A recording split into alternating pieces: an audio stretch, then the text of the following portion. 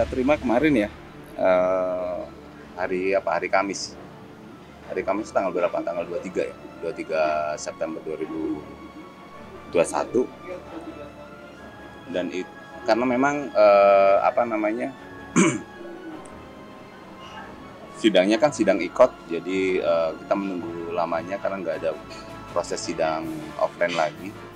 Jadi putusan itu kemarin diputus dalam sidang ikot. Kita dapat pemberitahuan itu hari Kamis, baru sore ya kalau nggak salah. Dan putusannya juga menurut kami juga putusan yang terbaik lah ya. Menolak seluruh gugatan dari penggugat. Itu pada intinya di situ. Hanya 2 amar ya, amar putusan cuma 2. Dalam pokok perkara tapi bahasanya cuma menolak doang, menolak seluruh gugatan. Kalau pertimbangannya banyak, Bang.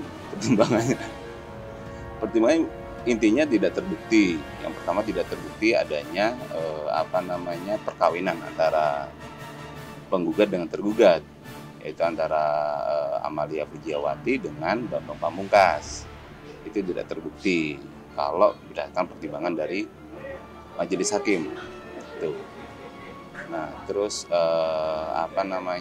selain tidak terbukti pernikahan, tidak juga terbukti ada hubungan antara Bambang Pamungkas dengan anak yang dipintakan hak asuh, pengesahan anak di situ. Itu aja sih. Kalau sekilas saya baca, karena saya juga baru dapat itu kan hanya intinya, terus belum saya baca semua. Sudah. Bang BP sudah tahu. Ya, dia bersyukur aja bahwa permasalahan sudah selesai gitu. Itu dengan hasil yang menurut kami juga itu hasil yang terbaik, putusan yang terbaik. Insya Allah itu memberikan napas yang baik buat dia dan keluarga ya.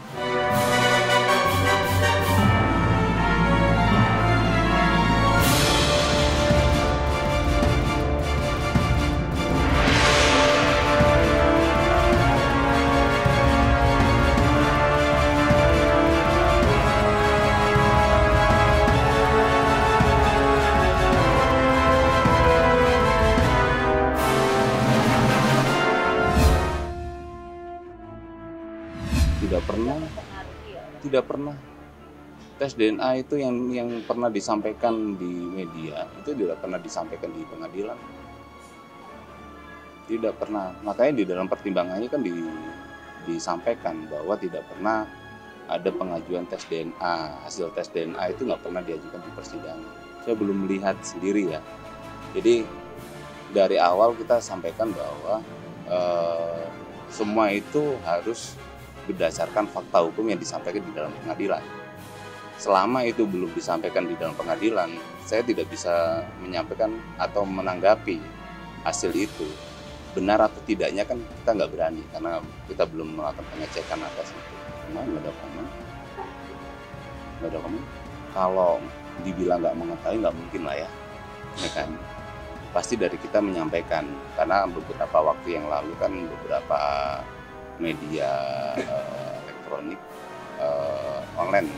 media online juga sempat wawancara by telepon kan. Pastinya kan setiap komunikasi itu pasti saya akan berkomunikasi dengan dia, pasti dia tahu. Tapi kan ya itu seperti yang kita bilang, kan kita menyampaikan bahwa itu tidak pernah disampaikan di dalam persidangan. Mau ngecek kebenarannya benar-benar atau itu tidak benar, itu kan tidak kemudian kita bisa sampaikan di media gitu kan, karena kita belum lihat sendiri dan itu belum pernah disampaikan di dalam persidangan. Kalau banding kan upaya hukum yang itu menjadi hak dari siapapun, para pihak yang dalam suatu perkara kan gitu. Ya ngomong siap atau tidaknya kan tergantung dari pihak Pak Bambang sendiri kan, Bambang Pamungkas sendiri. Sementara kan masih belum ada pembicaraan dengan dia, itu haknya dia. Ya kalau misalkan dia melakukan upaya hukum kan pasti dia mengajukan upaya banding. Dia akan mengajukan memori banding. Yang pertama, sebelum ke memori banding dia pasti menyampaikan pernyataan banding, ya kan. Nah, dari situ pasti kita akan diberitahu secara resmi, ya kan. Kita tunggu aja secara resmi. Baru kita bicara apakah memang kita menanggapi itu dengan kita menanggapi memori bandingnya. Kita akan bikin kontra memori banding, kan kita lihat nanti. Kalau dibilang palsu harus dia buktikan dulu itu palsu. Kan dia hanya menyampaikan aja bahwa itu palsu. Pernah nggak namanya suatu akte dikatakan palsu, harus ada putusan tentang kepalsuan itu. Harus ada produk hukum yang memutus bahwa itu adalah palsu. Kalau hanya sekedar yang disampaikan hanya secara lisan, ya kita mau pertanyakan kebenarannya. Dan itu kan pernah disampaikan sama dia bahwa itu adalah palsu di muka persidangan. Cuma kan dari majelis kan melihatnya bahwa akte itu ada, gitu. Dan dia tidak bisa membuktikan bahwa itu palsu. Nggak ada putusan pengadilan yang menyatakan bahwa akte itu palsu. Akte yang dimaksud akte itu adalah bukan akte nikah ya, tapi penetapan isbat nikahnya.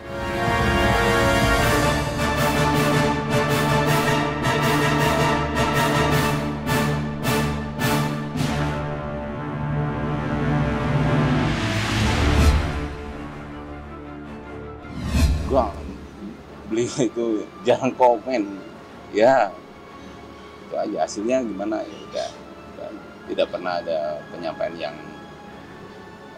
panjang lebar itu kan. Dari dulu kan nggak pernah komen, dari dulu dia menyerahkan ke kita, ya sudah selesai di situ. Tidak berkepentingan dia merasa tidak berkepentingan untuk kemudian harus menjawab gitu. Dia pasti menyerahkan ke kami, tim kuasa hukumnya, untuk menyampaikan itu ke teman-teman media. Sebenarnya saya nggak mau nanggapin yang terkait sama Jan Abel ya, karena menurut saya itu udah di luar kapasitas saya untuk nanggapin. Ya. Tapi cuma saya tegaskan aja karena itu berdasarkan apa yang disampaikan. Jadi namanya kuasa hukum itu harus berdasarkan informasi yang disampaikan oleh yang dari kuasa gitu, atau dari klien, apa informasinya. Ya pada prinsipnya itu nggak benar. Nah, pencoretan itu kan hanya bahasa-bahasa yang sifatnya negatif sebenarnya. Dan itu beberapa waktu yang lalu kita udah ngejelasin bahwa tidak ada namanya pencoretan, dan itu atas dasar pembicaraan yang udah lama sebenarnya. Dan saya pikir apakah memang itu wajar kalau misalkan kita berpikiran ada gimmick nggak di balik itu kemudian dilebarkan masalahnya seolah-olah Bang BP itu bermasalah banget gitu kan.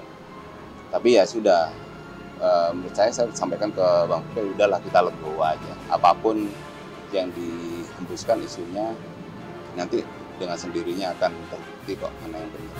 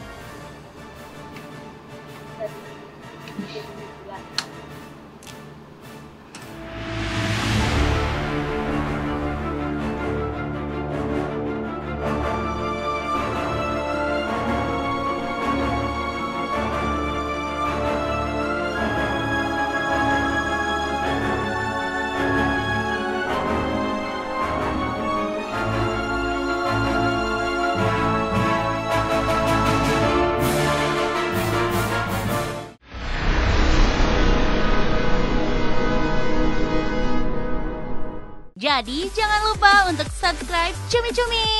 Ditekan ya tombol lonceng merahnya.